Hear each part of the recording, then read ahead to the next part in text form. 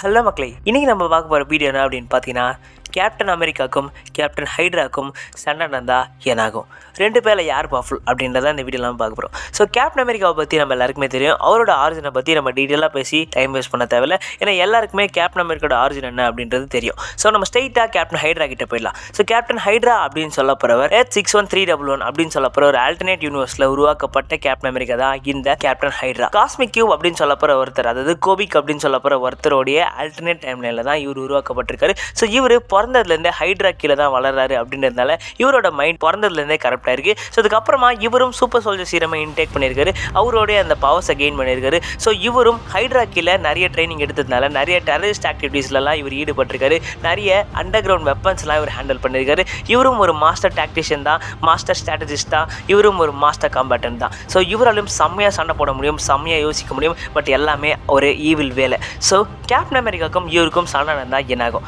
Captain அமெரிக்காவும் இவரும் பெருசாக எந்த ஒரு பெரிய வித்தியாசமும் கிடையாது. கேப்டன் ஹைட்ரா அப்படின்னு சொல்ல போகிறவர் ஒரு ஈவில் கேப்டன் அமெரிக்கா, அவ்வளோதான். அவருடைய அந்த அடியில் ஹோல்ட் பண்ணாத, கொலை பண்ண கூட தயங்காத, வெப்பன்ஸை யூஸ் பண்ணக்கூடிய ஒரு ஈவிலான கேப்டன் அமெரிக்கா தான் இந்த கேப்டன் ஹைட்ரா அப்படின்னு சொல்ல போகிறவர். ஸோ கேப்டன் அமெரிக்காவுக்கும் கேப்டன் ஹைட்ராக்கும் சண்டைகள் நிறைய வாட்டி நடந்திருக்கு. ஸோ அந்த சண்டைகளில் மோஸ்ட்லி கேப்டன் அமெரிக்கா தான் ஜெயிச்சிருக்காரு.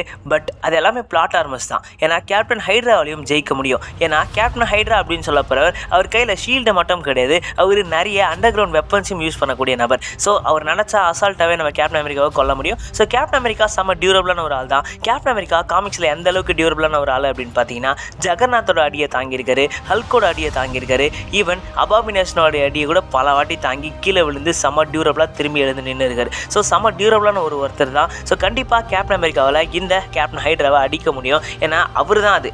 ஸோ கேப்டன் அமெரிக்காவோட ஒரு ஈவில் வெர்ஷன் தான் அந்த கேப்டன் ஹைட்ரா அப்படின்னு சொல்ல போகிறோம். ஸோ கேப்டன் அமெரிக்கா தன்னோடைய அந்த ஹோல்டிங் பேக் அப்படின்னு சொல்ல போகிற அந்த விஷயத்தை விட்டுட்டு அவரும் அந்த ஹோல்டிங் பேக் இல்லாமல் அந்த கேப்டன் ஹைட்ராவை அட்டாக் பண்ணாருன்னா அவரோட அந்த ஷீல்டோட ஹெல்ப்பால், அவரோட அந்த காம்பேட் ஸ்கில்ஸ் வச்சு கண்டிப்பாக கேப்டன் ஹைட்ராவை கேப்டன் அமெரிக்காவில் ஈஸியாகவே டிஃபீட் பண்ண முடியும். ஸோ ஒரு கட்டத்தில் என்னாச்சு அப்படின்னா, சீக்ரெட் வார்ஸ் டைம்லைனில் என்னாச்சு அப்படின்னு பார்த்தீங்கன்னா, ஹைட்ரா சுப்ரீம் அப்படின்னு சொல்ல போகிற ஒரு கேரக்டர் வந்திருக்காரு. ஸோ அவர் ஒரு எக்ஸ்ட்ரீம்லி பவர்ஃபுல்லான பவர்ஃபுல்லான சூட்டை போட்டுக்கிட்டு இருக்கேன். அந்த சூட்டை போட்டுக்கிட்டா அந்த கேப்டன் ஹைட்ராக்கு உடம்பெல்லாம் ஹீல் ஆகிடும், எக்ஸ்ட்ராவாக சூப்பர் பவர்லாம் கிடைக்கும். ஸோ அந்த மாதிரியான ஒரு சூட்டை போட்டுக்கிட்டு இருக்க ஹைட்ரா சுப்ரீம் அப்படின்னு சொல்ல போகிற ஒரு கேரக்டர் கூட நம்ம கேப்டன் அமெரிக்கா சண்டை போட்டிருப்பாரு. ஸோ அந்த சமயத்தில் என்ன இருக்கும் அப்படின்னா, நான் அந்த ஃபைட்டை மட்டுமே தனியாக எடுத்து ஒரு மோஷன் காமிக்ஸ் பண்ணலான்னு இருக்கேன். ஸோ கூடிய சீக்கிரத்தில் அது ரிலீஸ் ஆகிடும். ஸோ அந்த ஃபைட்டில் என்ன ஆகும் அப்படின்னா, அதை நீங்கள் அந்த வீடியோவில் பாருங்கள், கூடிய சீக்கிரத்தில் வந்துடும். ஸோ நம்ம கேப்டன் அமெரிக்கா அதுலேயும் நம்ம ஹைட்ரா சுப்ரீமை ஓவர்டேக் பண்ணியிருப்பார். ஸோ செம பவர்ஃபுல்லான ஒரு நபர் தான் கேப்டன் அமெரிக்கா.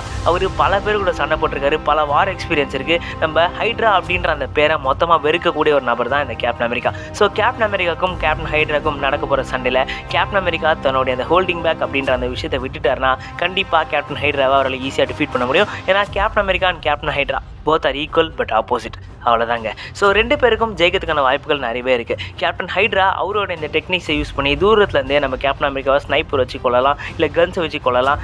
இருந்தாலும் நம்ம கேப்டன் அமெரிக்கா கிட்ட வைப்ரேனியம் ஷீல்டு இருக்குது. ஸோ அதை வச்சு அவரால் அதை டாச் பண்ணி ஈஸியாக கேப்டன் ஹைட்ராவையும் கொல்ல முடியும். ஸோ இது சப்ஜெக்டிவ் தாங்க, எந்த சிச்சுவேஷனில் நடக்குது, எந்த இடத்துல நடக்குது அப்படின்ற மாதிரியான ஃபேக்டர்ஸ் தான் இந்த ஃபைட்டுக்கு யார் வின்னர் அப்படின்றத முடிவு பண்ண முடியும். ஸோ இவங்க ரெண்டு பேரையும் நம்ம நியூட்ரலாக வச்சு கம்பேர் பண்ணால் ரெண்டு பேருமே ஈக்குவல் பட் ஆப்போசிட், அவ்வளோதாங்க. ஸோ ரைட்டர் கையில் தான் இருக்குது இவங்க ரெண்டு பேரில் யார் ஜெயிக்கணும் அப்படின்றது. ஏன்னா ரெண்டு பேரும் அந்தளவுக்கு ஈக்குவலான நபர்கள். ஸோ கூடிய சீக்கிரத்தில் அந்த மோஷன் காமிக்ஸ் வந்துடும். Stay tuned guys. சப்ஸ்கிரைப் பண்ணிட்டு உங்கள் ஃப்ரெண்ட்ஸ்க்கு இந்த வீடியோ ஷேர் பண்ணி விட்ருங்க.